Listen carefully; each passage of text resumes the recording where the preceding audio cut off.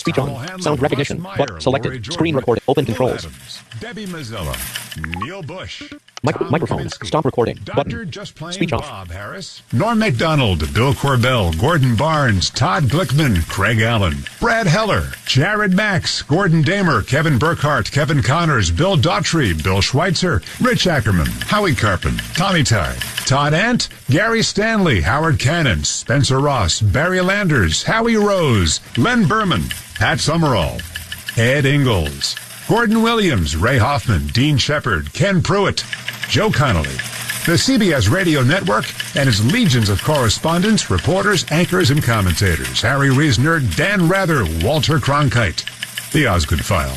Now, what I did there was probably a huge mistake, because these are the people just off the top of my head. If I forgot you, I didn't forget you. This is all just happening so fast.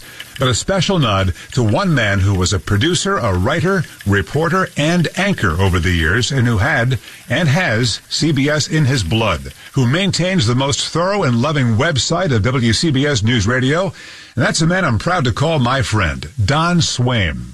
And thanks to all of his contributors, most notably John Landers, on the WCBS News Radio 88 Appreciation site. Go to it. It's amazing. Now, if we had hours, not just minutes left, we would name all the people you've never heard on the air, except in the credits, supporting those of us on the air and supporting journalism. The legions of people behind the scenes writing, producing, engineering are an innumerable and invaluable part of our history. Wicked smart people showing up at all hours, weekends, Thanksgiving, Christmas, so that whenever you turned on 880, you were closer to your world. The WCBS passion and pride spilled into a sales force that revered these call letters and the CBS legacy every bit as much as you and I do. Advocates for our craft who showed advertisers how we, the audience, are smart, discerning, engaging, and caring. Caring. We have given our advertising dollars and our charitable dollars through so many hungerthons, for example. You held us to a high standard and let us know when we didn't hit the mark. All of us here knew that our audience is engaged and smart, and we knew to treat our audience with the respect that a well-informed, well-educated news consumer deserves. That's right, deserves. Our news desert is getting bigger and drier. And just like we should get a second medical opinion, we need to seek out more and more varied news sources that we trust, because getting your information without the bias and brainwashing in one place has given way to a fight to stay informed. With each closing newspaper, radio newsroom, TV newsroom, magazine, and now even digital news operations, the country we love is diminished. So as we leave the news ecosystem after 57 years of all news and 100 years of service on New York radio, we implore you to find that next trusted source. Use it, support it, in word and deed. It is the most patriotic thing you can do, and the most satisfying. To paraphrase a CBS News legend, good night and good luck. You will ask, why does this radio station mean so much? Why is the reaction the way it is? And I really can't speak for others. I can speak for myself. My parents split when I was 11. We split Christmas, and when I was at Dad's house, he gave me a clock. And this one had a beam at the top that shined the time onto the ceiling. I wanted to make sure it was set correctly, so I went to the station I heard in the back of the car, WCBS, to make sure the time was exactly right. And I listened, and before long, I became hooked as a 12, 13-year-old. When I was 14, my dad drove me to the radio station in New York City during morning rush hour traffic, and he introduced me to the place I'm now signing off in 2024.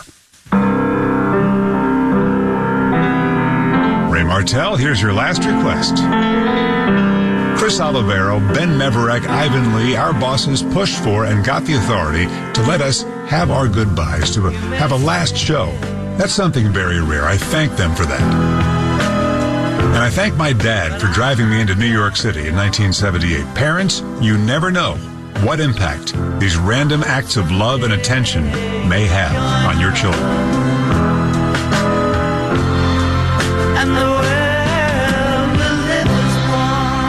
I'm Wayne Cabot, and for the final time, this is WCBS, New York.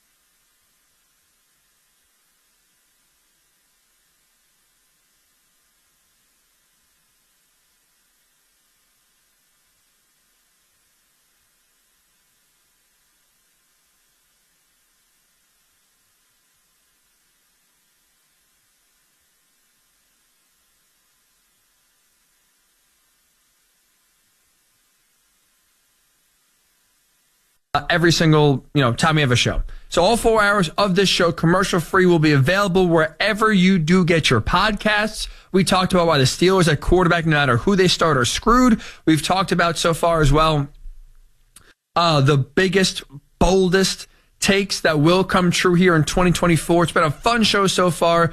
Hick at Night podcast, Night spelled Nite. That is where you are able to go find so far those first 2 hours. We will continue to add to listen to your bold proclamations for this upcoming NFL season. The cutoff date is going to be 2 a.m. Eastern. That is the cutoff date. So between now and then, 2 hours, you have to get yourself on the record with your boldest NFL prediction that you think will come true in 2024. Before we get back to your thoughts here, I do want to react to Speech Florida State microphone. losing to Stop recording. Georgia Tech. Button.